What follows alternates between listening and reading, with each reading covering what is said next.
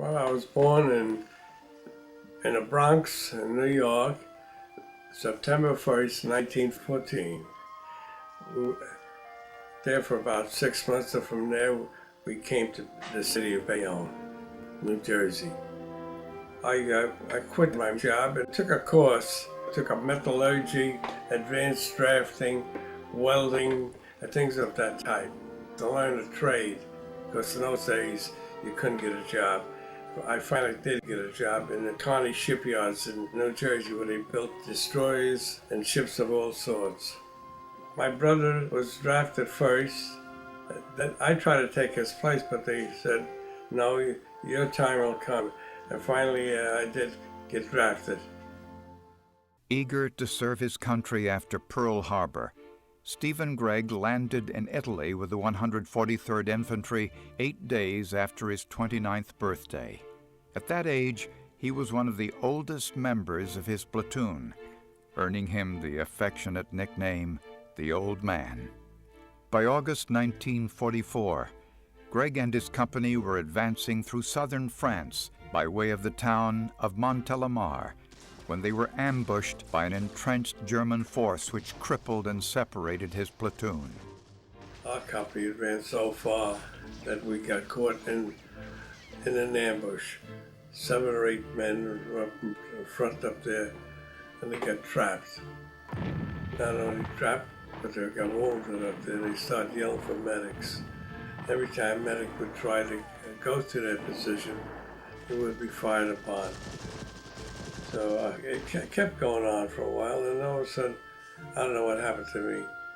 I picked up a light machine gun with ammo, and I got medic, and I told a rifleman, protect that medic. Now, well, we go up. We went up along the pad up, and I kept firing where those bullets were coming from.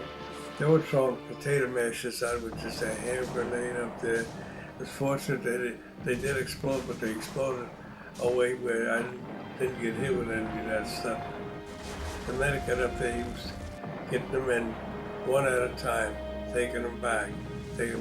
We got all the men, and I kept still fighting like that. After the medic took them all back up there, I ran out of ammunition.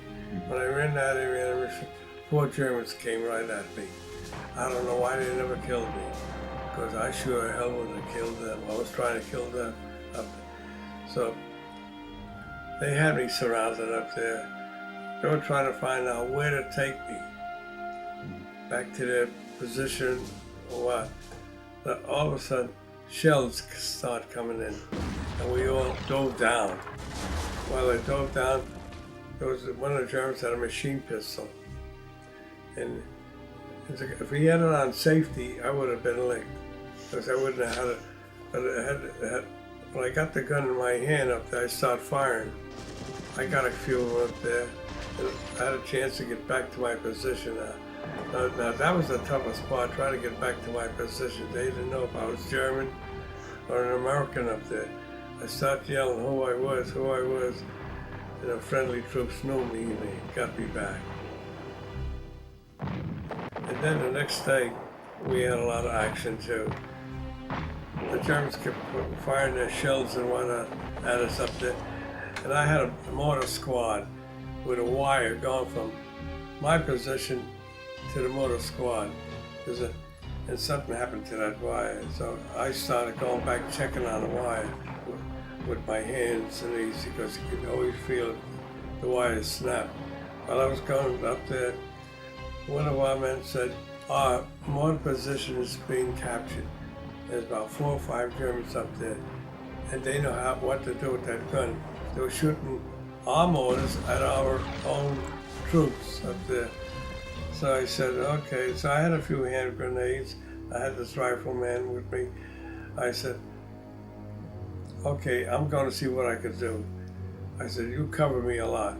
I threw in one of the grenades. I landed it just nice. It exploded just nice. I ran down up there with my rifle, and I started shooting them up there. I captured and got our mortars back in position. I think I killed that. It was 2 of the rest of them. Some were wounded and whatnot, but they gave up.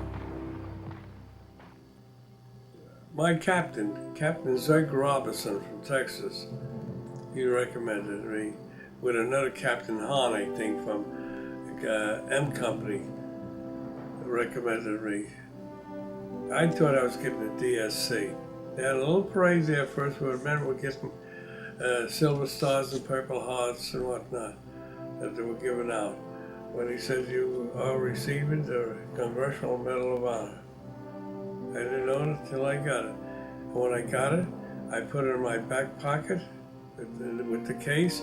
We had our trucks lined up, and one of the captains that I knew said, "Okay, Greg, we're going up now for you to get another one."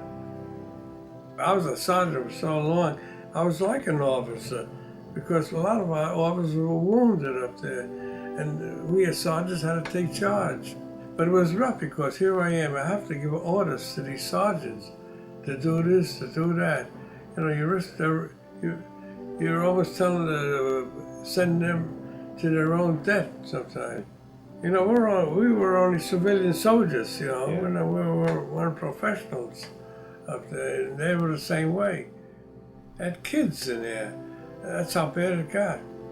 I'm very fortunate.